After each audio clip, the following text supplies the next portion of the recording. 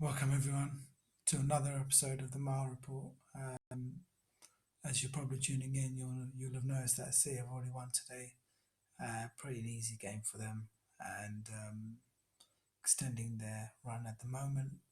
I believe Liverpool are losing still, and this whole couple of days and probably the last few weeks have just shown why Man City will dominate for the years to come, and it's purely because the United, Liverpool, and Arsenal ownership won't spend or invest like the City owners, even though there's been a concerted effort by the British government and FIFA to go after the likes of the City ownership and even Abramovich, who also invests quite a bit in Chelsea. Um, there's a clear difference how the investment off the pitch has created the success on it. And this is crazy considering that Man City have not had Sergio Aguero since the 3rd of January after testing positive for coronavirus. He was already on self isolation before that for being in close contact. Um, and Pep Guardiola said that he won't be likely be back for weeks.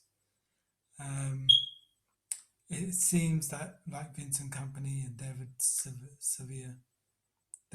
sorry, before him, it appears that Aguero's time at Man City has come to an end, and especially with him being out of contract at the Etihad, his time at the City has been one of the most successful, or the most successful, in the club's history, and it's coincided with the domestic dominance. Um, and it's even without him, they've managed to keep going. Last year was different because there was the defense that was in trouble, and they had all the injuries, and then it allowed um, Liverpool to pull away. But this year, it's been on the other end. Kevin De Bruyne has been out as well, um, and now, but they're so loaded, and even in defence they're loaded now. I mean, you got to, does anybody remember Nathan Ake, who was bought for 41 million to support 47.5 million pound John Stone and 57 million pound Laporte. Um, and if that wasn't enough, they got a steal in Ruben Diaz for 62 million.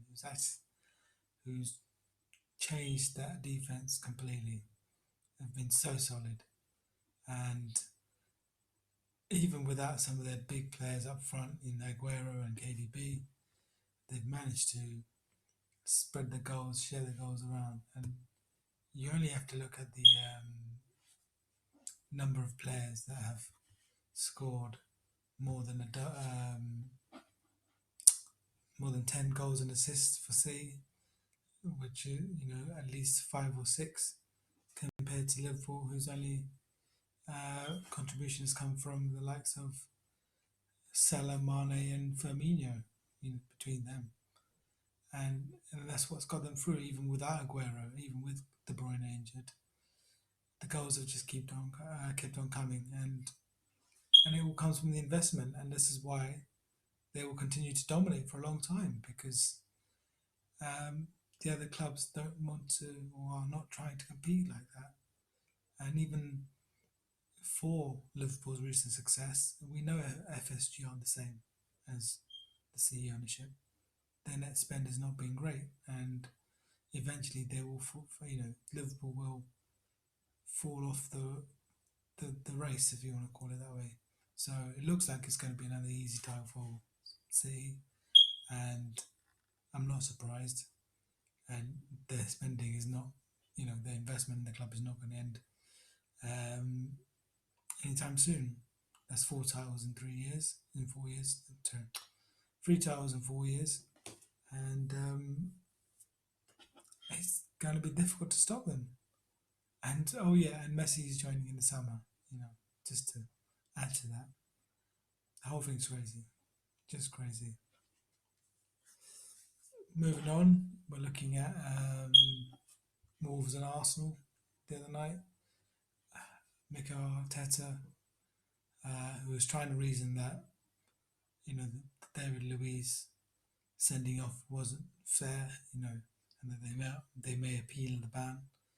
It does seem a little bit um, harsh. Um, his foul on William Jose, but it's not why he's really upset. I know he said I've seen it 10 times in different angles, and I cannot tell you where the contact is. This is just a cover. There's nothing wrong with the referee's decision in the game. He's just following the law.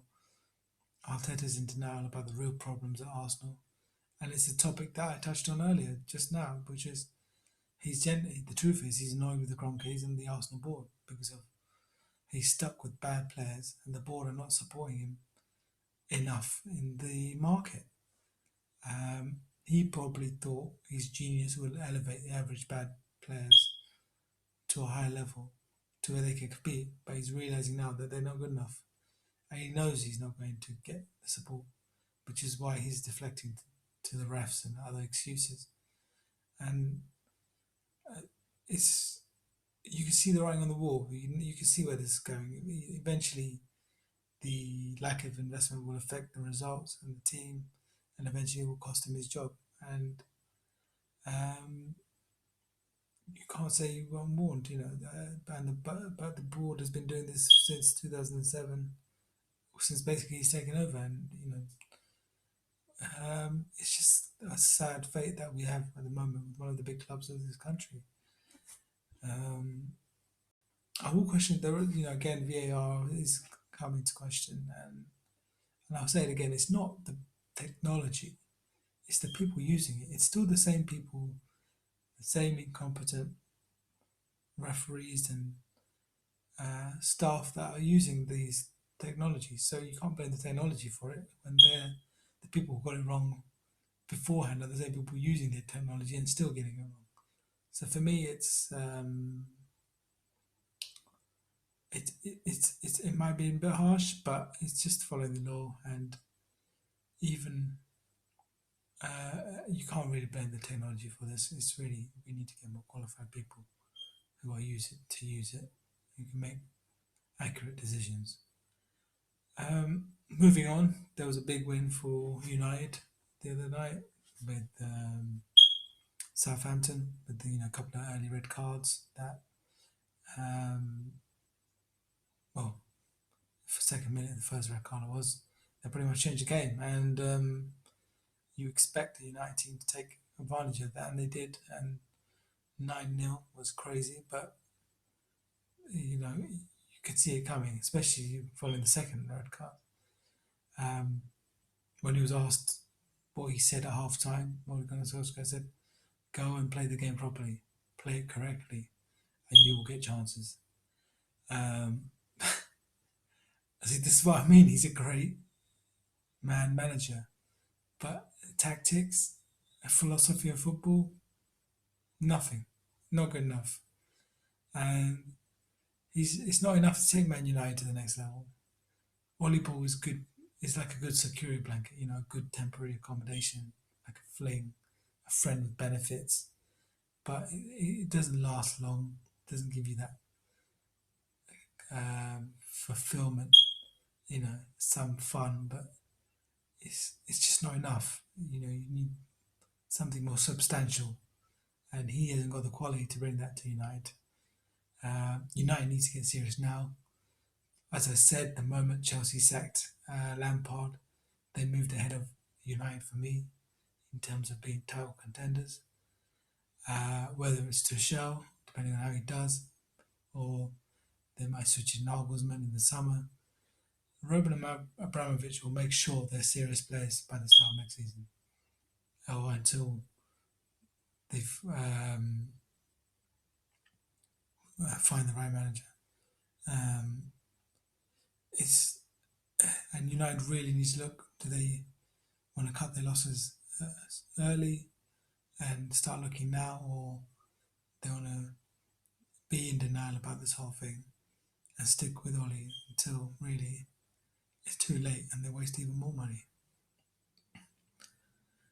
Thank you for watching.